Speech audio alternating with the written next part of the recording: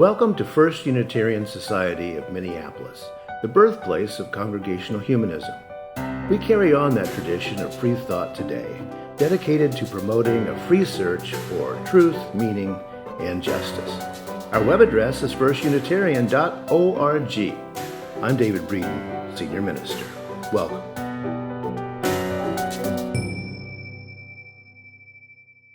There's a Taoist tale from Zhongzi, about 400 BCE or so.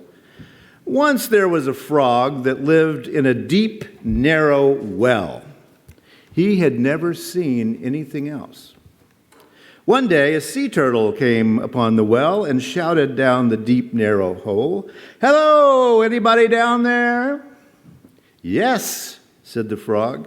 "Come on down for a visit and see the greatest body of water on earth."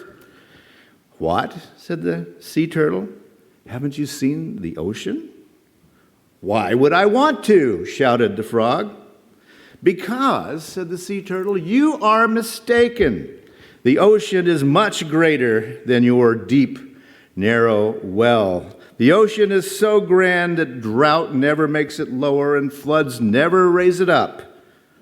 "Liar," shouted the frog, "go away." So the sea turtle went on her way, wondering at the depth of willful ignorance.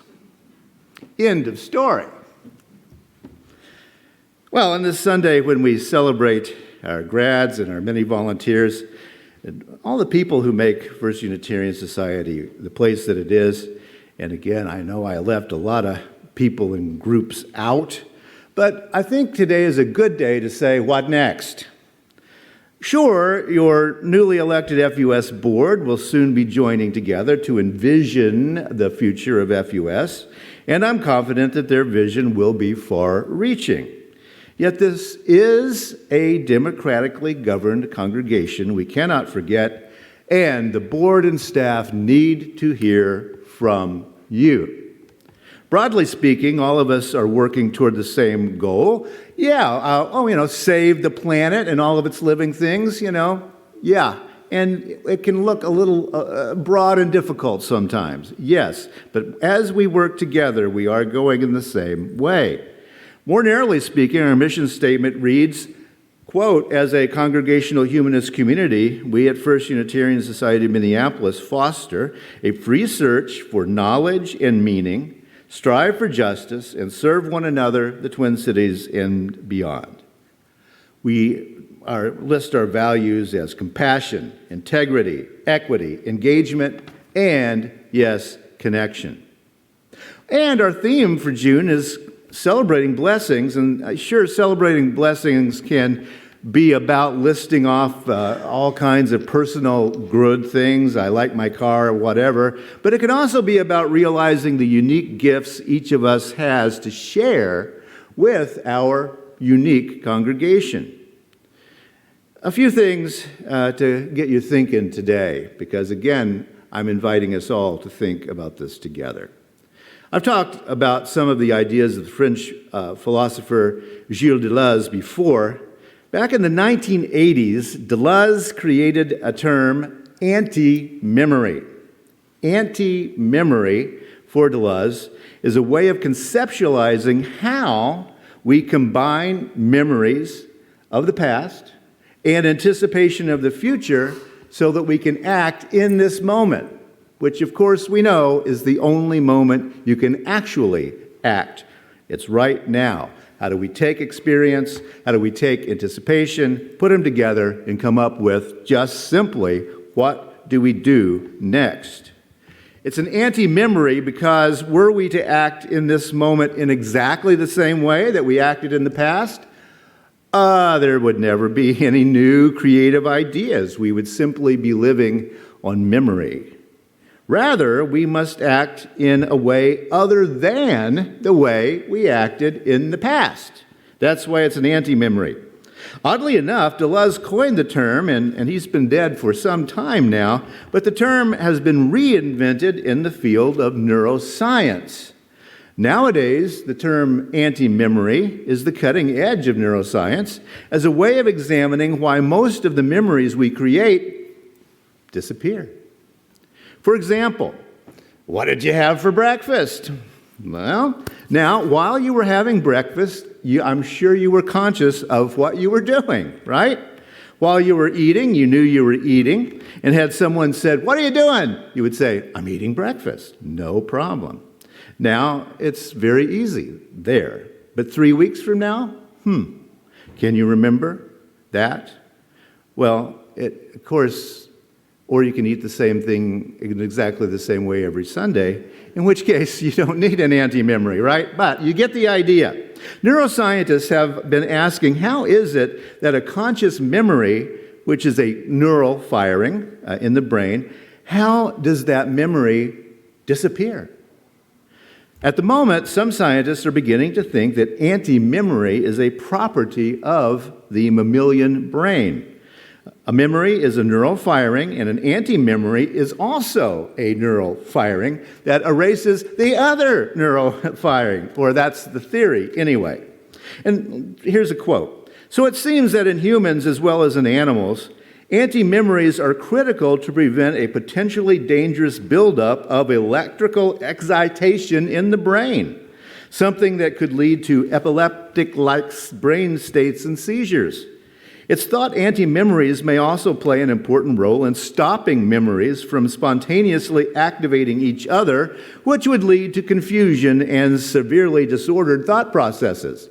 You don't want all your memories at once, that's for sure. Anti-memory. Philosopher Gilles Deleuze got there intuitively decades ago by thinking about the question, how do we go about doing something that we don't remember doing before? How do we manage doing a new thing? Now, yes, memory is part of that, no doubt, but so is anticipation of that future and realizing that this situation is not like that one. I'm going to do something else. Now, think for a moment as an example, the invention of the automobile. This is probably the easiest example.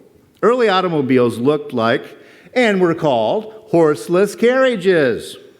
The model, the memory, going into early automobiles was the buggy or the carriage pulled by horses. Part of the reason for that sameness was necessity.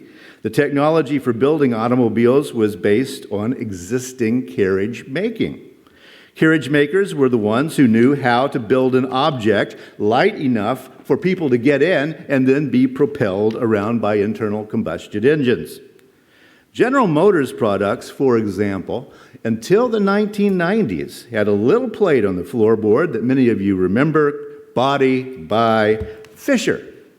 The Fisher brothers were carriage makers in Detroit. Then they designed and built the car bodies for General Motors, and they're still around today. Another reason early cars looked like carriages is that there were almost no paved roads when cars began to travel.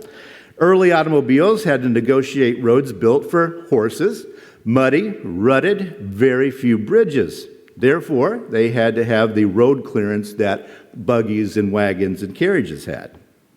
Or consider the simple tea kettle. Now, tea kettles were first designed to sit on coals in an actual fire, right? They were made of iron. Then they were used on ranges. They were made of steel or tin then, rather than iron, but they retained more or less their former shape. Now we have electric tea kettles. Now, there's no particular reason for electric tea kettles to look like tin tea kettles that look like iron tea kettles, but many do. Just look around. Though nowadays some have begun to look more like pitchers, if you've noticed, but pitchers were never heated in fireplaces or on range tops, so they don't look like tea kettles. What's up with that? Although some of us are old enough to remember stovetop aluminum coffee percolators, which have become a nostalgia item and a camping tool, right? But they look more like pitchers, so who knows? We can watch this in real time in our own day. More and more cars are electric now, right? Electric cars do not need to be designed in the same way that internal combustion cars were. and we can watch these subtle shifts as it's going on in real time. At the moment, electric cars look more or less exactly like internal combustion engine cars. I suspect that someday these transitional electric cars will look really funny, and people are going to say, why in the heck did they make them look like that? You'll have the answer because you will be old. The answer is memory and an inability to imagine anything but memories. We just go on what we already had. The past is a template, and it's a good one. It's a reliable one. And it also leads us down some very, very wasteful paths.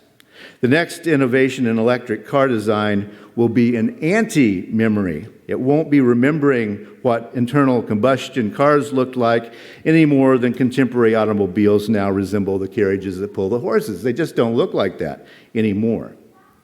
Well, and I want to apply those thoughts to what we're doing here today. And it's my question. As a congregation, we're moving from internal combustion to electric, as it were, analog to digital. What should the new FUS electric car look like? To find out, we're going to have to use anti-memory. Now, sure, some memories are good ones and are very appropriate for use in the future. We want to keep the good ones and throw out the old bad ones from the design. Gathering together, we like it. Singing together, we like it. Having food together, taking care of each other, having a bit of fun, listening to good music, all these things are things that we want to keep because they're the good things. Now, way back at the beginning of the concept of congregational humanism, FUS minister John Dietrich said this. He said, "The great word of humanism is that one word, together. In just the measure that we can find something of ourselves in all others and something of all others in ourselves, will we come to share the spirit of humanism," end quote. What needs to be our anti-memory? What needs to be blocked out from the past that we shared? How do we combine memory of the past and anticipation of the future to find the possibilities for where we go next in our congregation? For example, the pandemic forced our hand on the audio-visual equipment that we're using today. We'd been planning on something like this for several years, but the cost in the equipment and the staff to run it was just too high. But we had imagined it, and so when we actually needed it, we were quite ready to do that. But at this moment, the technology follows the memory of how we did our assemblies before COVID. Is that the right way to do it? I think we need to think about it. What needs to be an anti-memory? Have we merely put a motor on our buggy, and it's not going to work very well? It's a question that we have to ask about what we're doing next. What other opportunities are we missing after the long pandemic's time out of time? And so that's my invitation to all of us today. Let's live not in memory, but in the anti-memory imagined by Gilles Deleuze. What shape should the next teapot of our congregational humanism look like? The future is truly in your hands and in your imagination.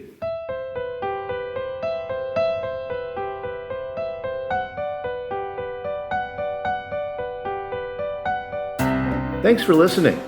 You can find much more about humanism and what's happening at First Unitarian Society in Minneapolis by visiting our website at firstunitarian.org.